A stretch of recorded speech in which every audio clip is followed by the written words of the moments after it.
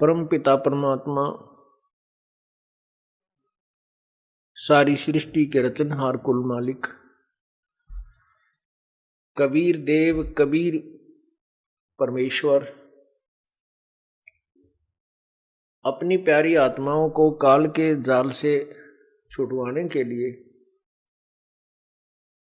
इस काल लोक में आते हैं। वो पूर्ण परमात्मा अपने आप को छुपाकर एक जन साधारण संत भक्त कवि दास की भूमिका करते हैं। उस परमात्मा को ये काल पहचान नहीं पाता कि वास्तव में ये भगवान है या वैसे ही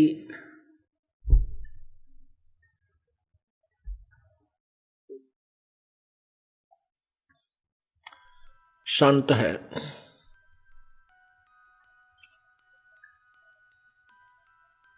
उस समय परमेश्वर अपनी प्यारी आत्माओं को वो यथार्थ ज्ञान देता है जिसको काल भगवान ने छुपा रखा होता है। काल भगवान अर्थात ये ब्रह्म ज्योति निरंजन, इसको श्राप लगा हुआ है 1,00,000 मानव शरीरधारी प्राणियों के सूक्ष्म शरीर को खाने का। सूक्ष्म शरीर जो है, सूक्ष्म शरीर जिसको बोलते हैं सूक्ष्म शरीर, इसमें जीवात्मा मरती नहीं, लेकिन अपने जीवन में जो भी इसने विकार किए हैं, जैसा खट्टा मीठा कड़वा शराब मांस तमाकू आहार किया है, उसका कुछ अंश सूक्ष्म शरीर के अंदर समावेश हो जाता है। आप देखते हो कि मानव समाज विकारों की तरफ बहुत तेजी से दौड़ता है। शराब ये पीने की वस्तु नहीं है, तंबाकू ये बिल्कुल यूज नहीं करना चाहिए, मानव समाज का आहार नहीं। सभ्य समाज, शिक्षित समाज और शिष्ट समाज का ये आहार नहीं है। मांस आहार ये बिल्कुल भी मानव समाज का नहीं है, ये दुरात्माओं का आहार होता है। और काल हमें दुरात्मा ही बनाना चाहता है कि ये सर्व विकार करें और मेरे जाल में फंसे रहें। एक छोटी सी बीड़ी सिगरेट अर्थात तंबाकू सेवन ये प्राणी नहीं त्याग पाता और इस बुराई को बहुत ही संघर्ष से स्वीकार करता है। क्योंकि जब ये स्टार्ट होता है, कोई भी बच्चा, कोई पुरुष या स्त्री, बहन बेटी भाई, जब इस विकार की तरफ अग्रसर होते हैं, वो तंबाकू सेवन करने लगते हैं, बाई हुक्का या सिगरेट बीड़ी किसी भी तरीके से, तो उसका शरीर स्वीकार नहीं करता। जब वो कस लगाता है, धुआं अंदर जाते ही आंखों में पानी, बहुत बुरी तरह खांसी उठती है, क्योंकि शरीर की प्रकृति उसे स्वीकार करना नहीं चाहती। हम इसके साथ जोर जबरदस्ती करके देखम देखा दूसरों को देख करके इस बुराई को ग्रहण कर ही लेते हैं और फिर इसको छोड़ना बड़ा कठिन हो जाता है। क्योंकि मन जो है ये काल है, ये चाहता है ये ऐसे व्यसन करे जो तेरे को ज्यादा स्वादिष्ट हो। जब ये सूक्ष्म शरीर को तपस्या के ऊपर भूनता है तो उसमें से ये गंध निकालता है। पूर्ण परमात्मा की शरण में आने के उपरांत ही प्रभु की कृपा से ये मन जो है बुराइयां त्यागने लगता है। परमात्मा की कृपा से ही ये सब बीड़ी शराब मांस तंबाकू आदि को ये प्राणी त्याग पाता है।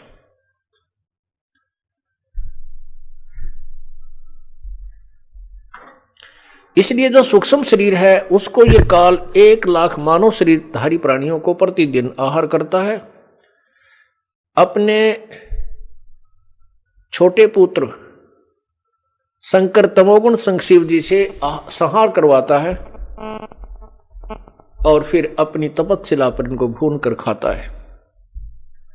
तपस्या पर जीव मरते नहीं, लेकिन मरने से भी बुरी दुर्गति हो जाती है। वो परमात्मा आकर के हमें इस काल के जाल को समझाते हुए बताते हैं, तू कौन कहां से आन फंदा, देखो आगे बिरानी क्यों जलता, समझे नहीं शोक शूद्र गैले, बड़े भूत भये जो पिंड भरता, ये चुंडित मुंडित पकड़ लिए, इनसे जम किंकर ना डरता, ये चुंडित मुंडित पकड़ लिए हैं, इनसे जम किंकर ना डरता। परमपिता क्या बताना चाहते हैं कि तू कौन कहां से आके फंस गया, यहां बिरानी आग में जल रहा है। बिरानी आग में हम कैसे जलते हैं? अपनी मोह ममता के कारण हम पुत्र पुत्री, संपत्ति, माता पिता, भाई बहन, यदि किसी को कोई आपत्ति आ जाती है, किसी की मृत्यु हो जाती है, टक्कर मार मार कर होते हैं। तो परमात्मा कहते हैं ये काल ने तुम्हें यहां सताने के लिए, त्रास देने के लिए इस व्यवस्था अच्छी कर रखी है, और ये जीव के बस की बात नहीं है कि इन त्रास को ना महसूस करे। ये तो परमात्मा का ज्ञान और आपत्तियों से बचाव प्रभु परमेश्वर कबीर जी करेंगे, तभी ये जीव यातनाओं से, दुखों से बचेगा। क्योंकि हमें यहां काल ने एक विधान बनाकर दे रखा है कि जैसे कर्म करेगा वैसा ही फल तुझे मिलेगा। ये यहां का अटल संविधान है। परमात्मा भी इसी विधान के अनुसार हमें समझाने की चेष्टा करते हैं। मन तो पावेगा अपना किया रे, भोगेगा अपना किया रे, मन तो पावेगा अपना किया रे, भोगेगा अपना किया रे।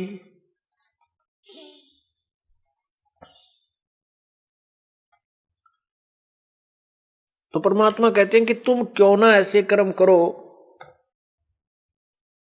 जिनका भोग अच्छा हो, ऐसे पाप क्यों करते हो जिनका भोग अच्छा नहीं है, जिनका प्रतिफल अच्छा नहीं है। और जो पूर्व के हमारे संस्कार हैं, पाप हैं, वो भी हमें भोगने होते हैं। तो परमात्मा पूर्ण ब्रह्म हमें बताते हैं कि तुम हमारी शरण में रहो, हमारे विधान अनुसार साधना कीजिए, मर्यादा में आजीवन रहिए, तेरे पूर्व जन्म के सभी पाप कर्मों को नष्ट कर दूंगा, नाश कर दूंगा। कर्म भरम बरमंड के पल में करहूं नेस, जिन हमारी दो ही दई सो करो हमारे पेश। कबीर परमात्मा अपनी प्यारी आत्मा आदरणीय गरीबदास साहिब जी को साथ लेकर के सतलोक पहुंचे, साथ में काल के सर्व जाल से परिचित कराया।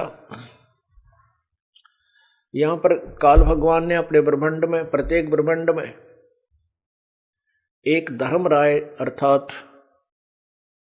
काल, एक काल जो है धर्मराज, एक न्यायाधीश रखा हुआ है।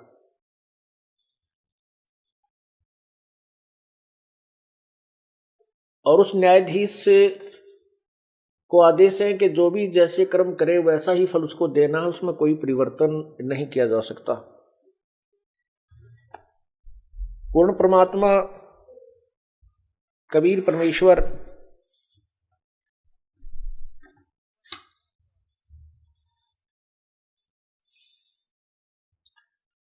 अपनी प्यारी आत्मा को जो उनकी शरण में आ जाती है, उनके पाप कर्मों का नाश कर देता है,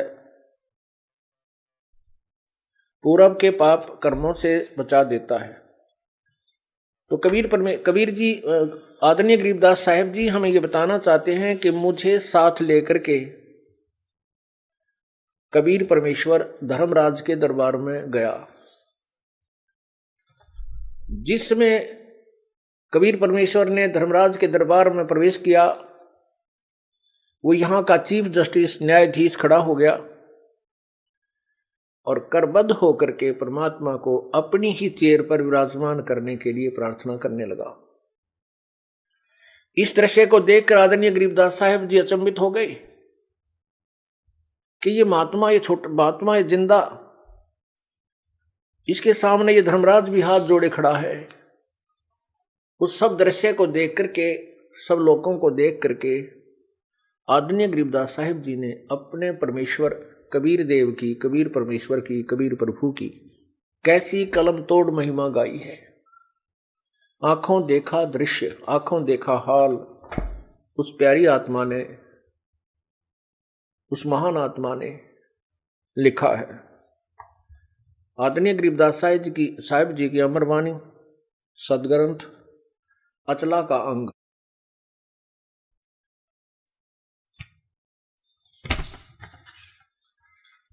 ग्रीपंजा दस्त कबीरी का, सिर पर रखो हंस, यम किंकर चंपे नहीं, उधर जावे तेरा वंश। कहते हैं अपने कबीर परमेश्वर का पूर्ण पंजा अपने शीश पर रख। परमेश्वर कबीर जी का पंजा कैसे शीश पर रहेगा?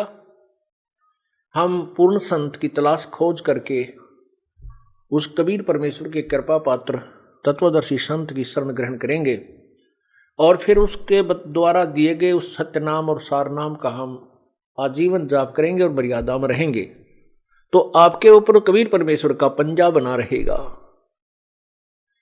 कहते हैं यदि तुम ऐसे लगे रहोगे तुम्हारी 101 पीढ़ी तक को पार कर दूंगा, 101 पीढ़ी को पार कर दूंगा।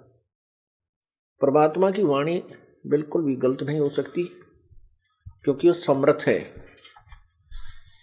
इसलिए गरीबदास साहब जी कह रहे हैं, पंजा दस्त कबीरी का, सिर पर रखो हमसे, यम किंकर चंपे नहीं, उधर जाएगा वंश। खानदान पार हो जाएगा तेरा आने वाला। गरीब दर्द बंद दरवेश हैं, सतगुरु पुरुष कबीर, नाम लिए बंद छूटे है, ये टूटे यम जंजीर। उस कबीर परमात्मा का वास्तविक नाम जाप करने से, नाम लेने से इस काल के जंजीर अर्थात काल के सभी कर्मों के बंधन समाप्त हो जाएंगे, पाप कर्म नष्ट हो जाएंगे। गरीब सतगुरु पुरुष कबीर हैं, 3 लोक तत्सारे, कोट 49 पृथ्वी, ये 14 भवन उधारे।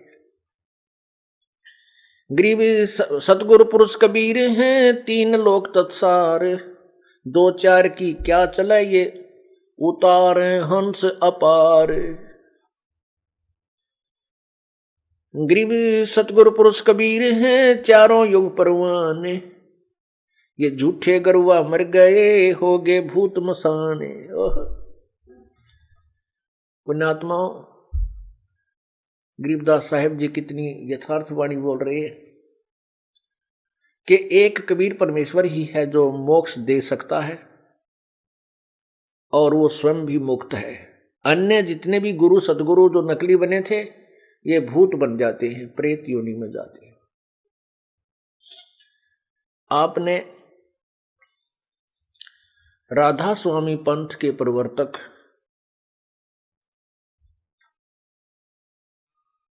स्वामी शिवदयाल जी का जीवन चरित्र देखा, बहुत बार दिखाया है और कौन कितने पानी पुस्तक के अंदर भी उसका विस्तृत वर्णन, फोटोकॉपी जो समाचार पत्रों में भी हमने प्रकाशित किया है।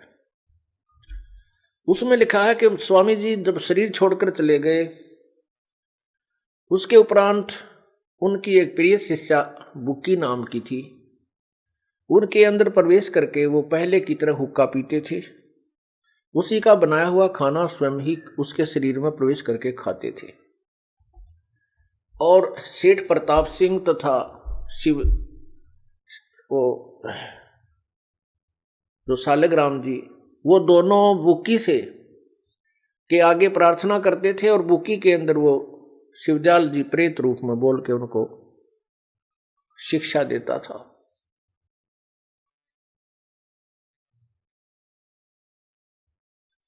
ये लक्षण प्रेत के होते हैं। तो यहां पर आदरणीय गरीबदास साहब जी कह रहे हैं, गरीब सतगुरु पुरुष कबीर हैं ये चारों युग परवान, झूठे गुरु मर गए वह हो गए भूत मसान, शमशान घाट पर वह भूत बन बैठे झूठे गुरु। गरीब झूठे गुरु के आश्रय कदे न उदर जीवे, साचा पुरुष कबीर है आद्य परम गुरु पीवे। गरीब सतगुरु पुरुष कबीरे का विषम पंथ बैराटे, शिव सन का दिक झावे ही ये मुनि जन जो है बाट। गरीब सतगुरु पुरुष कबीर की कोई ना चल है गैल, बिना पंथ पग धरत हैं गगन मंडल में सैल। गरीब पग से ती दुनिया चले पंछी पर उड़ान, ऊंचा महल कबीर का जहां नहीं ऐसे जमी आसमान। गरीब नीम मंडेरन महल के नहीं घाट नहीं बाट, ऊंचा तख्त कबीर का कैसे कीजे साट। गरीब शंख स्वर्ग पर सैल है शंख स्वर्ग पर धाम, ऐसा अचरज देखिया वहां बिना नीम का गाम। अब यहां अचरज होता है कि भी बिना नीम का गांव कैसे है सतलोक में। यह भी वैज्ञानिकों ने समस्या हल कर रखी है कि जैसे चंद्रमा और पृथ्वी के बीच में एक खाली स्थान है, उसको सन बोलते हैं, सुन्न वैक्यूम प्लेस। तो वहां पर दोनों ही का गुरुत्वाकर्षण 0 हो जाता है। उस क्षेत्र में जाकर के आप कोई भी वस्तु रख दीजिए वो वहीं स्टेबल हो जाएगी और ऊंचे ऊपर नीचे नहीं जाएगी। वहां पर चाहे यहां से कोई महल बनाकर ले जाइए और बगैर नीम के वहां रख दीजिए वहीं रुक जाएगा।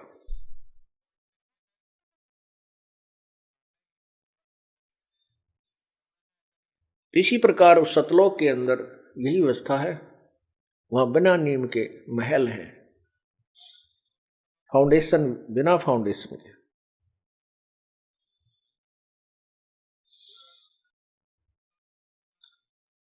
गरीब लख लख योजन उड़ते हैं स्वर नर मुनिजन संत, ऊंचा धाम कबीर का कोई न पावे अंते।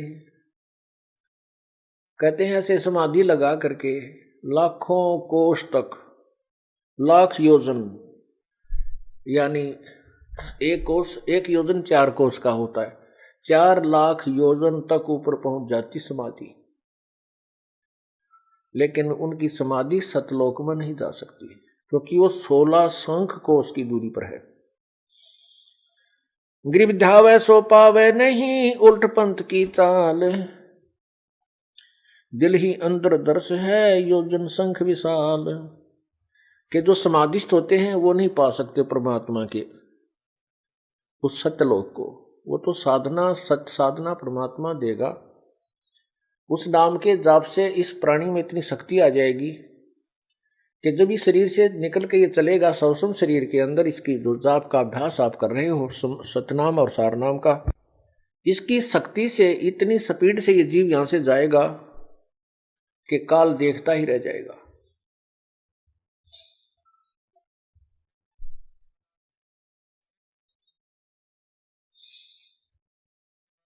गरीब जैसे अलल आकाश से कू रपती चरण लगाए, ऐसे हरिजन संत को ले चालत है ताए। गरीब नाम निरंतर संगर सुरु फरक दजा निशान, अनहद बाजे बाजे ही वो सतगुरु आम दीवान। गरीब नाम निरंतर संगर स्वरूप, गरीब सतनाम के जाप से बाजे अनहद नाद, तोबा परमेश्वर कबीर की छूटे आद अनाद।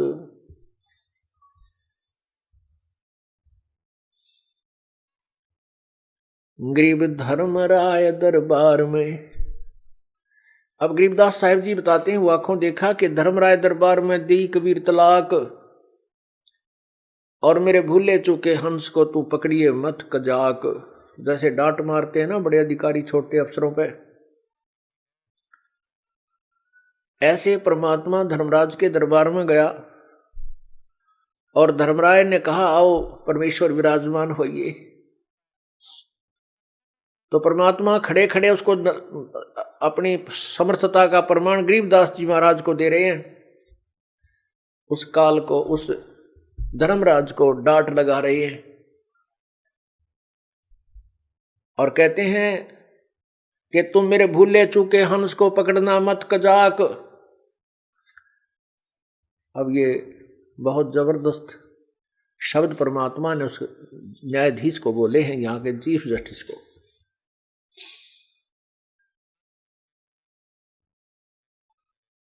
परमात्मा ने कहा कि मेरा हंस, मेरी आत्मा कोई भूल भटक कर नाम छोड़ दे, उसको भी तू उसका अकाउंट मत करना, उसका लेखा जोखा मत करना, उसको मेरे पास भेज देना। क्या बताते हैं? फिर धर्मराज कहता है कि प्रभु आपकी शरण में आने से पहले उस प्राणी ने बहुत ज्यादा पाप किए हुए होते हैं, और हमारा विधान है कि जो जैसे कर्म किए हैं वो उसका दंड मुझे देना ही पड़ेगा। परमात्मा कहते हैं उसका भी समाधान मैं कर दूंगा। उस प्यारी आत्मा के पूर्व के सब पाप कर्मों पर मैं क्रॉस लगा दूंगा, कांटा लगा दूंगा, काट दूंगा, नाश कर दूंगा। केवल एक कबीर परमेश्वर पूर्ण ब्रह्म सत्पुरुष ही है जो हमारे पाप कर्मों का नाश कर सकता है। उसी के विषय में यजुर्वेद अध्याय नंबर 8 के मंत्र 13 में 7 बार लिखा है। ये पुण्यात्माओं क्या बताते हैं? धर्मराय दरबार में देई कबीर तलाक, मेरे भूले चूके हंस को तू पकड़िए मत कजाक। बोले पुरुष कबीर से धर्मराय कर जोड़े, तुमरे हंस को पकड़ू नहीं, मुझे 2 ही लाख करोड़। फिर प्रार्थना करता है, कर्मों से तीरथ हैं ये मुख से कहें कबीर, उनको तो मैं पकड़ूंगा और जड़ दूं तो जंजीर। मधारी जारी नरा जो भांग तमाकू खाई, परदारा पर घर तक जिनको ल्यूं अकनाही। पहले कबीर साहब क्या बोलते हैं? चुंबक रूपी शब्द है और लोहे रूपी जीवे, पर्दे माही मिलूंगा मैं दरस परस हो पीवे। चुंबक हमारा रूप है ये लोहे रूपी प्राण, धर्मराय त्रिबंध से मैं ले उड़ू अचानक ले जाऊंगा अपनी प्यारी आत्मा को, तू देखता रह जाएगा।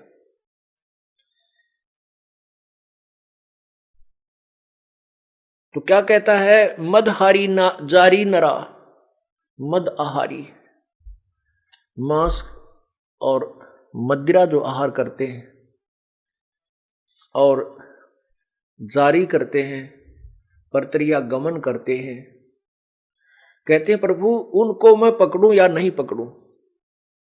उसके विषय में फिर कहता है धर्मराय विनती करे सुनियो पुरुष कबीर, उनको तो मैं निश्चय पकड़ूंगा और जड़ दूं तो जंजीर। अब क्या कहते हैं परमात्मा? पहले किए सो बख्श हूं, आगे करे न कोई, कबीर कहे धर्मराय सो नाम रटे मम सोई। कर्मों से तीरथ थे अब हैं जो शरण कबीर, जिनको निश्चय मारूंगा काढ़ों बल तकसीर। तो क्या कहते हैं परमात्मा? पहले किए सो बख्श हूं, आगे करे ना कोई, कबीर कहे धर्मराय सो नाम रटे मम जोई। अब पहले जो किए हैं उनको मैं बख्श दूंगा, समाप्त कर दूंगा, नष्ट कर दूंगा। आगे कोई नहीं करेगा, क्योंकि उनको ऐसा ज्ञान दे दूंगा। फिर क्या बताते हैं, कर्म परम ब्रह्मांड के मैं पल में करहूं नेश, जिन हमरी दो ही दी सो करो हमारे पेश। जैसे हम यहां से जाएंगे और जो नालायक हैं, जो पुण्यात्मा थी लेकिन सतगुरु शरण में आकर के फिर विचलित हो जाती हैं, यदि वो गुरुद्रोही नहीं होते हैं तो वो काल के जाल में ही रह जाते हैं, वो पार नहीं हो पाएंगे। लेकिन उनको इतना कंसेशन जरूर दे देगा परमात्मा कि अब तो हम जो वचन परमात्मा के सुनाते हैं ये सत्य हैं, और जो इनको सत्य मान रहा है वो अपने ठीक सच्ची लगन से लगा हुआ है, वो भक्ति कर रहा है। और कुछ जो विचलित हो जाता है किसी सोसाइटी से या किसी कारण से, वो गुरुद्रोही नहीं होता है और भक्ति से विचलित हो जाता है, तो वो यहीं रह जाएगा। क्योंकि परमात्मा के घर जाने से पहले हमने अपने गुरुदेव में ऐसी लगन लगानी पड़ेगी जैसी भगवान में लानी चाहिए। कैसे लगानी चाहिए कि परमात्मा में ऐसी लगन लगे जैसे चांद चंद्रमा को एक चकोर पक्षी देखता है, वृक्ष पर बैठ जाता है, पूर्णिमा के दिन चंद्रमा जब सामने उदय होता है तो उसको देखता देखता वो ऐसे ऐसे एक पल भी आंखें नहीं हटाता उससे, और जब चंद्रमा उसके ऊपर से ऐसे जा रहा होता वो ऐसे कर लेता है, ऐसे ऐसे ऐसे ऐसे करके वो नीचे गिर जाता है, और गिर के उसकी नाड़ टूट जाती है, गर्दन टूट जाती है। वो पड़ा पड़ा भी फिर ऐसे ही देख रहा होता है। पुण्यात्माओं, हम मानव शरीर पाकर के बहुत ज्यादा विचलित हो जाते हैं, क्योंकि पूर्व जन्म की प्रेरणा जो संस्कार वो तो हमें दबाव देते हैं, परमात्मा की तरफ धक्का देकर लाते हैं। लेकिन कुसंगत और काल के प्राणी, काल के लोग के जो पथभ्रष्ट व्यक्ति हैं वो हमें डगमग कर ही लेते हैं। किनको कर लेते हैं? जो सतगुरु के वचनों पर विश्वास नहीं करते और उनकी सोच कुछ अपनी मिलीजुली सोच से ही आधारित हो जाते हैं, वो फिर यहीं रह जाते हैं, वो गुरुद्रोही नहीं हो पाते हैं। तो उनको परमात्मा जब यहां से धर्मराज के दूत पकड़ कर ले जाते हैं, वो वहां जाकर याद आती है उसको ये बातें कि मैंने तो सचमुच बहुत भूल कर दी और मैं गलत जगह आ गया। क्योंकि हमारे भगवान के शरण में तो हमारा कोई अकाउंट न्यायाधीश नहीं ले सकता, और जब यहां हमारा न्यायाधीश अकाउंट ले रहा है, हमारा हिसाब किताब कर रहा है, न्याय करने को तत्पर है, तो हम गलत जगह आएंगे। ये ज्ञान आपको फिर याद आएगा। परमात्मा कहते हैं शिव ब्रह्मा इंद्र शिवलोक ब्रह्मापुरी से इंद्र लोक में हो, विष्णु लोक शिवलोक चाहे इंद्रपुरी चाहे विष्णु लोक में हो, शिवमंडल ब्रह्मापुरी चाहे विष्णु लोक में हो, शिवमंडल ब्रह्मापुरी चाहे विष्णु लोक में हो, और हमारे गुण भूल नहीं तो आण छुटाऊं तो यदि वहां भी तू याद कर लेगा, ये परमात्मा मैं तो गलत आ गया, पाप आत्मा हूं प्रभु, मैंने बहुत गलती की, ये परमात्मा आपके वचनों से मैं नीचे गिर गया, मुझसे भूल हो गई, तो परमात्मा वहां अपनी आत्मा के लिए प्रकट हो जाते हैं, इसी दास के रूप में प्रकट होंगे और फिर उससे कहेंगे छोड़ दो ये हमारा हंस है। वहां से तो छुड़वा लेंगे और फिर वो चरणों में लिपट कर बुरी तरह रोगा, क्योंकि वहां तो पिटाई तैयार हो रही थी, डंडे ठाए खड़े थे वो पुलिस वाले यानी धर्मराज के सैनिक। तो तब तो वो चरणों में गिर जाता है, भगवान मुझे बख्श दो प्रभु, मेरे से गलती होगी, हे प्रभु मैं विचलित हो गया था। परमात्मा बोले भाई कोई बात ना, आ जा। तो इसको यहां एक परमात्मा का अलग स्थान है इसी ब्रह्मांड में, प्रत्येक ब्रह्मांड में, उसको भी सतलोक कहते हैं, वहां प्रभु रखता है। फिर जब कभी भक्ति युग होता है, सतयुग से प्रारंभ कर देता है, सतयुग में फिर उसको मिलता है, फिर त्रेता द्वापर, फिर कलयुग में आकर के उसको फिर पुनर्जन्म देता है। तब तक वो अपने पुण्यकर्मों से कभी राजा बनता है, कभी कुछ बनता है। जैसे आदरणीय नानक साहिब जी सतयुग में राजा अम्बरीश थे, बहुत पुण्यात्मा थी, सच्ची श्रद्धा से भक्ति करते थे, जैसी भी उसको प्राप्त थी। अब वो जैसे भी पुण्य यज्ञ करते थे, उनके पुण्यों को स्वर्ग में खा आते थे। फिर मानो श्री जैसे राजा जनक के रूप में वही अम्बरीश वाली आत्मा ही जन्म हुआ। इस समय के किए हुए इन पुण्यों के कारण और उस समय के जो यज्ञ आदि करने से वो स्वर्ग आदि में चला जाता है। और फिर राजा जनक रूप में भी उसने खूब डट के भक्ति की, सुप्रसिद्ध संत कहलाए राज करते हुए भी। उसके बाद स्वर्ग में गए। रास्ते में काल ने एक छल किया उनके साथ। एक नरक था वहां पर, उस नरक के साथ राजा जनक का विमान निकाल दिया। वहां पर 12 करोड़ आत्माएं अपने करे हुए दंड का भोग भोग रही थी, हाहाकार मचा था, तड़फ रही थी। तब राजा जनक ने अपना विमान रुकवाया और कहा कि पार्षदों अर्थात संचालकों, इसको रोको और पता करो या रोने की आवाज का क्या कारण है, कौन चिल्ला रहा है, उनको क्या तकलीफ है। उन धर्मराज के दूतों ने, देव दूतों ने बता दिया कि हे प्रभु, हे राजन, यहां पर एक नरक है, उसमें सब अपने किए हुए कर्म का दंड भोग रहे हैं। राजा ने कहा कि नहीं, उनको छुड़वा दो। तो उन देवदूतों ने कहा कि यहां आपका हुक्म नहीं चलेगा राजन, आप यहाँ के राजा नहीं, यहाँ के धर्मराज राजा हैं, धर्मराज, उन्हीं के आदेश से कुछ हो सकता है। तो उन्होंने कहा धर्मराज को से मेरी बात कराओ।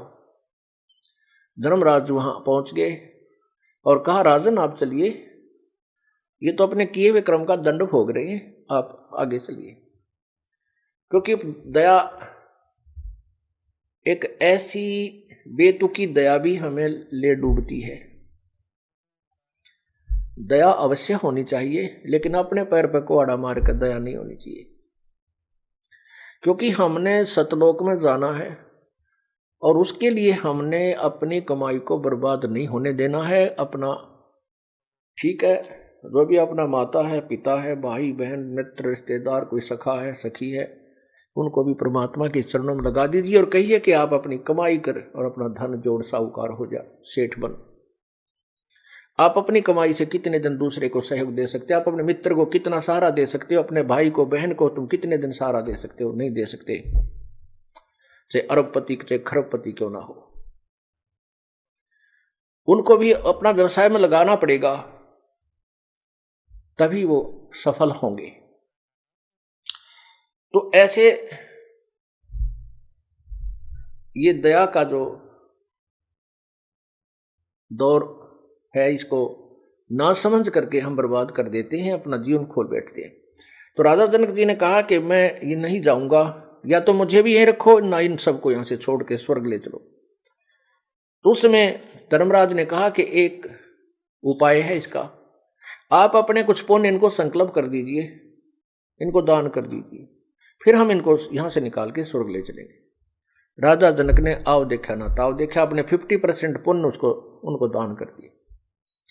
उनके कारण वो जितने भी आत्माएं नरक के अंदर दुख पा रही थी, उनको उठाकर निकाल लिया, अलग से विमान में बैठाया और सतलोक में जो स्वर्ग लोक में भेज दिया।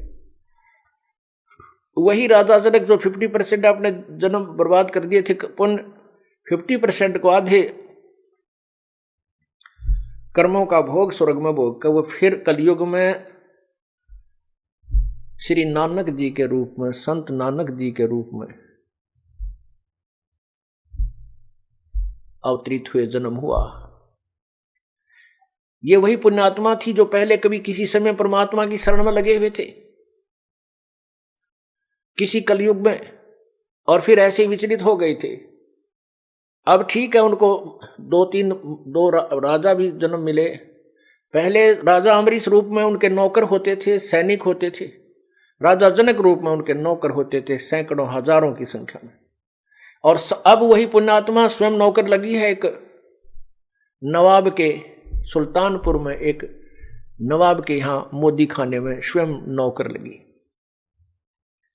परमात्मा का विधान है, जो जन हमारी शरण है, ताका हूं मैं दासे, गैल गैल ला गया फिरूं, जब तक धरती आकाश।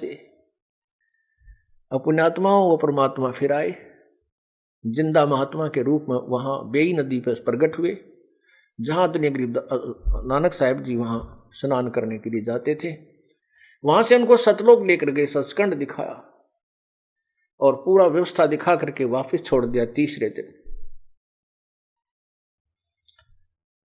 तब उस प्यारी आत्मा ने कहा था कि काशी में जाकर देखा उस पुण्यात्मा को, परमात्मा को, जो सतलोक में देखा था। सामने देखकर कहा था, फाई सूरत मुल्क की वेश, ए ठगवाड़ा ठगी देश, खरा सियाणा भोता वार, ये धानक रूप रहा करता। अब उस प्यारी आत्मा की आवाज को कोई नहीं पहचान रहा। उसको सब नानक जी को कहते हैं तो पागल है, पंजाब से आया है, एक जुलाहे को, धानक को, और ये भगवान कहता है, ये मजदूर को, झोंपड़ी में रहता है। तब परमात्मा ने उसे कहा था कि आप मेरे गवाह बन गए हो, इनसे मत टकराओ, मेरी महिमा का गुणगान करो। तो 12 वर्ष तक नानक जी इधर उधर परमात्मा की महिमा का गुणगान करते रहे। फिर प्रभु उनसे मिले और कहा कि पुण्यात्मा, अब आप विश्राम करो, अपनी भक्ति करो, सार नाम प्राप्त करो और बैठ कर भजन करो। तो पिछले लास्ट के 16 वर्ष अपने घर पर जाकर नानक साहब ने अपने खेतों में खेती की बच्चों के साथ और अपने सतलोक प्राप्त हुआ। तो कहने का भाव यह है कि हम जैसे परमात्मा के चरणों में लगे हैं, अब हम कलयुग में पीछा छुड़वा सकते हैं। और यदि हम ऐसे फिर लटकम पटकम रह गए तो फिर और जन्म बढ़ जाएंगे। पुण्यात्माओं, यहां कोई भी सुखी नहीं है,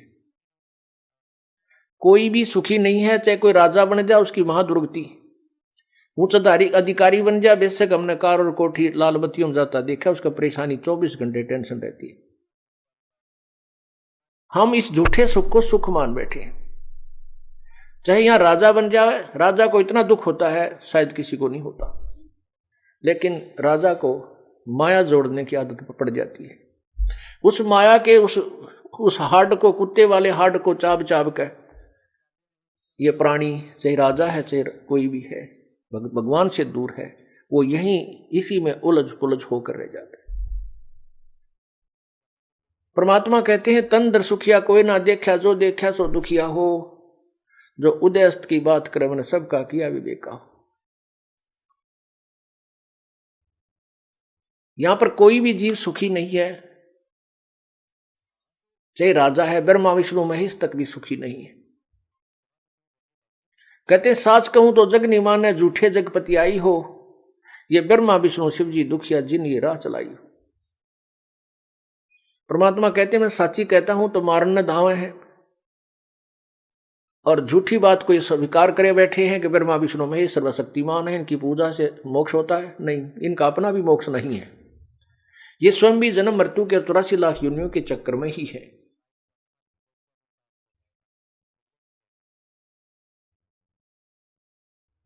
कहने का भाव यह है कि परमात्मा फिर उस प्यारी आत्मा को सतलोक, अपने यहाँ के मिनी सतलोक में ले जाते हैं। वहां जाकर वो खूब रोता है, और उस जैसे नालायक वहां बहुत बैठे पाएंगे, सभी बैठ कर बतलाते हैं हमने नाश कर लिया, हमने बड़ी बनाई बात बिगाड़ दी। अब पता नहीं कौन से कलयुग में परमात्मा कब दया होगी या ना होगी, क्यों कलयुग के अंदर ये काल इतना सतर्क हो जाता है, नाना प्रकार के पंथ बना देता है, भिन्न भिन्न प्रकार के मजहब बनवा देता है, क्योंकि कोई एक दूसरे की बात को सुनकर प्रसन्न नहीं, और आपस में लड़ाई झगड़े मार काट है, और उसी अपनी अपनी अपनी सोच पर सभी आधारित रहते हैं।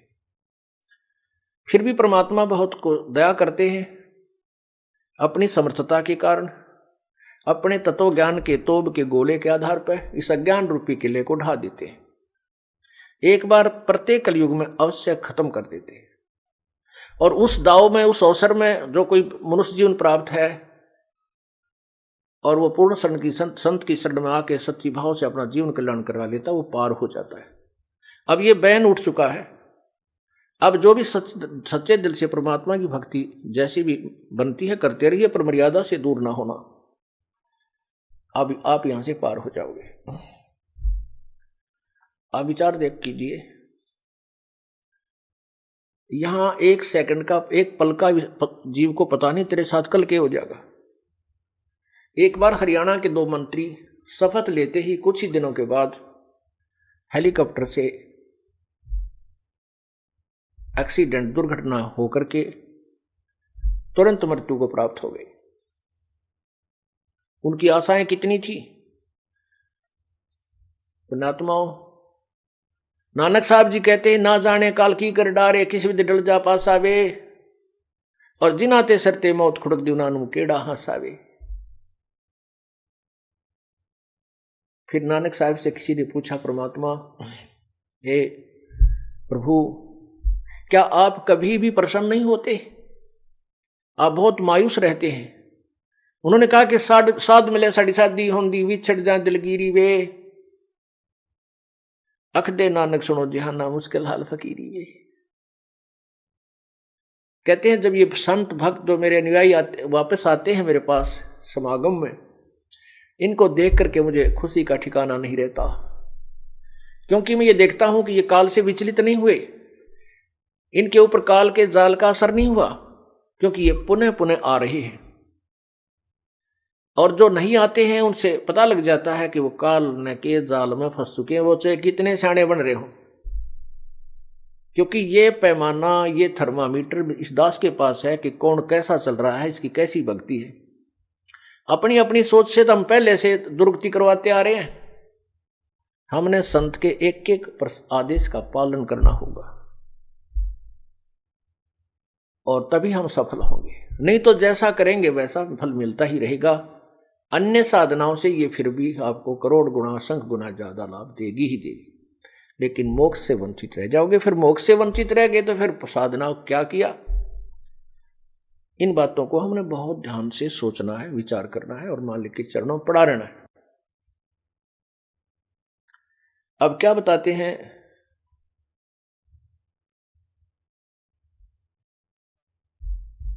कर्म शिव मंडल ब्रह्मापुरी जो विष्णु लोक में होए, हमरे गुण भूला नहीं तो आन छुटाऊं तो ही। अब धर्मराज ही स्वयं कहता है कि हे प्रभु, जागट नौबत नाम की,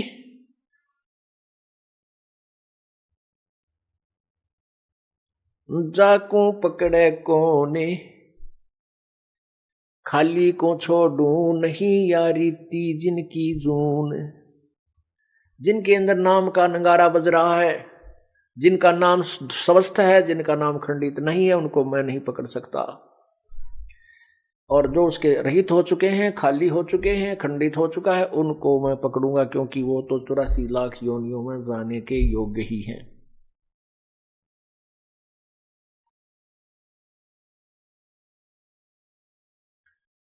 फिर परमात्मा उसी के विषय में कहते हैं कि कर्म भ्रम ब्रह्मांड के जो मेरी शरण में है, जो मेरा नाम सच्चा नाम जाप करता है, उसको मैं समाप्त कर दूंगा, उसके पाप कर्मों के तू निकट नहीं आ सकता। फिर उनके लिए भी कहता है कि जिनको तू पकड़ भी लेगा तो मेरे यदि ये गुण याद कर लेंगे, शिव मंडल ब्रह्मापुरी से विष्णु लोक में हो। अब जैसे आपको हमने प्रथम मंत्र दिया है इस दास ने, उसमें इन प्रभुओं की मजदूरी है। गणेश जी की मूल कमल का जो मंत्र है, और ब्रह्मा जी की जो स्वाद चक्र, अधिष्ठान चक्र जिसे कहते हैं, और नाभि चक्र ये विष्णु जी का, और हृदय कमल जो हृदय चक्र है वो श्री शिव जी का जाप है, वो आपको जाप दिया जाता है। और कंठ कमल में दुर्गा का। तो इन नामों के जाप से भी आपको जब यहाँ विचलित हो जाओगे, पार नहीं हो पाओगे, तो इनके आधार से आपको सभी के लोक में भेज दिया जाएगा बारी बारी। पहले आप शिव लोक में जाओगे या ब्रह्मा लोक में, जहां भी, तो वहां आप एक बहुत अच्छे गण बना दिए जाओगे, बहुत अच्छे देव पद प्राप्त करोगे। लेकिन पुण्य आपके ही समाप्त होंगे। वो समाप्त करके फिर आप विष्णु के लोक में जाओगे, शिव के लोक में जाओगे, और फिर 84 लाख योनियों में धक्के पुनः खाओगे। इसलिए पुण्यात्माओं, कोटि जन्म तू भरमत हो गया, कुछ ना हाथ लग्या रे, कुकर सुकर खरबा बोरे, कौआ हंस पुगारे। कोटि जन्म तू राजा की, न्या मिटी न मन की आशा, भिक्षक होकर दर दर घूम लिया, ये मिला न निर्गुण रासा। अब हम छोटा मोटा किसी को सरपंच, चेयरमैन, एमएलए, एमपी बन भी गए, मंत्री, मुख्यमंत्री, प्रधानमंत्री, तो अपने ही पुण्य होंगे और उन पुण्यों को हम यहां नष्ट करके जाएंगे। क्योंकि राज पाकर गए रसातल। आप देखना, एक एमएलए को कितने झंझट का सामना करना पड़ता है, कितने राजीरे हैं, कितने रुष्ट होते हैं, कितनी दिन में झूठ बोलनी पड़े, तेरा काम हो जाएगा, मैंने कह दिया है, मजबूर हो के आया हूं, चिंता मत कर। तो पुण्यात्माओं, ऐसे वो कर्म बिगाड़ के कति अपनी पुण्य कमाई को समाप्त कर जाते हैं। सतयुग में जो राजा हो, त्रेता में जो राजा हो, उसको कितना आनंद और सुख होगा, लेकिन नहीं रहा। फिर कलयुग में एक सिंपल मैन, लेकिन उन पुण्यात्माओं की पूर्व जन्म की उस सत्यनाम की कमाई भी साथ थी। उसके आधार से मनुष्य जन्म मिलते रहे। अब परमात्मा ने फिर रजा बख्श दी, और अब ये पुण्यात्मा जो पहले विचलित हो गई थी, अब पार हो जाएंगे, यदि वो नियम में रहेंगे। आजीवन अगर वो परमात्मा के प्रत्येक नियम का पालन करके विनम्रता के साथ भूल जाए संसार को।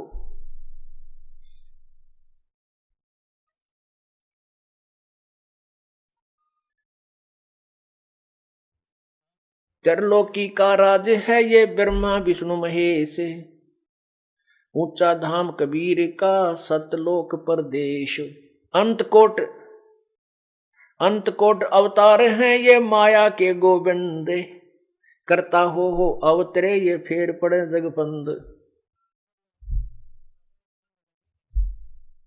कि ये ना जाने कितने अनंत करोड़ माया के गोविंद ब्रह्मा विष्णु महेश त्रिगुणमयी माया रूपी भगवान बनकर आते हैं। मुला माया मग में बैठी हंसा चुन चुन खाई, यो जोत स्वरूपी कहे निरंजन में ही करता भाई।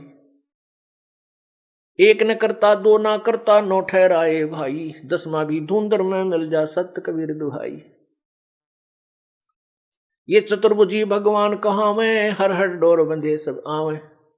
ये अरहट का कुआ लोई यागल बन जा है सब कोई, कीड़ी कुंजर और अवतारा हर हट डोर बंधे कई बारा। पुण्यात्माओं, अपने को ये तत्व ज्ञान नहीं मिला। अभी तक आप किसी भी संत की, किसी भी महापुरुष ऋषि महर्षि की अपने अनुभव की बुक पढ़कर देखना। आप शिक्षित हैं, पढ़े लिखे हो, वो अंत में ये निर्णय दे देते हैं कि किया हुआ कर्म प्रारब्ध तो भोगना ही पड़ेगा, इसमें कोई परिवर्तन नहीं हो सकता। दुख है तो दुख ही भोगोगे, सुख है तो सुख तुम्हें मिले ही मिलेगा। ये उनका अटल नियम बताते हैं प्रभु का। लेकिन ऐसा नहीं है। हमारे वेद शास्त्र कहते हैं कि मासा घटे ना तिल बधे, और परमात्मा की अमरवाणी सवसम वेद भी कहता है मासा घटे ना तिल बधे, ये विध ना लिखे जो लेख, लेकिन सच्चा सतगुरु मेट के ऊपर मारा मेघ। यही प्रमाण पवित्र यजुर्वेद दे रहा है।